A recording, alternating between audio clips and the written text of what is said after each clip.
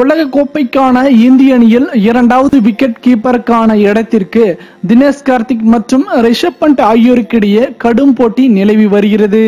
இந்த நிலையில் நேற்று ஆஸ்திரேலியாவுக்கு எதிரான ஒருநாள் தொடருக்கான இந்திய அணியில் இருந்து தினேஷ் கார்த்திக் நீக்கப்பட்டுள்ளார். இதனால் இனி தினேஷ் கார்த்திக் உலக கோப்பைக்கான இந்திய அணியில் இடம்பெற மாட்டார். கார்த்திக்கை விட பண்ட் மீது இந்திய அணி நிர்வாகம் அதிக நம்பிக்கை வைத்துள்ளது. இந்த நிலையில் தனியார் தொலைக்காட்சிக்கு பேட்டியளித்த தினேஷ் கார்த்திக் மேலும் கார்த்திக் மற்றும் ரிஷப் பண்டின் சமீபகால செயல்பாட்டை ஒப்பிடும்போது பண்ட் மிகச் சிறப்பாக செயல்பட்டுள்ளார். இதன் விளைவே ஆஸ்திரேலியாவுக்கு எதிரான ஒருநாள் அணியில் இருந்து தினேஷ் கார்த்திக் நீக்கப்பட்டது என கிசுகிசுக்கப்பட்டது.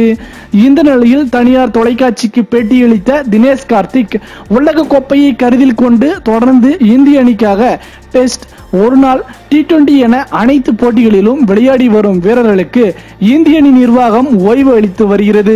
கோலி, ரோஹித், புவனேஸ்வர் குமார் ஆகியோருக்கு ஓய்வு அளிக்கப்பட்டது போல் எனக்கும் ஓய்வு அளிக்கப்பட்டுள்ளது.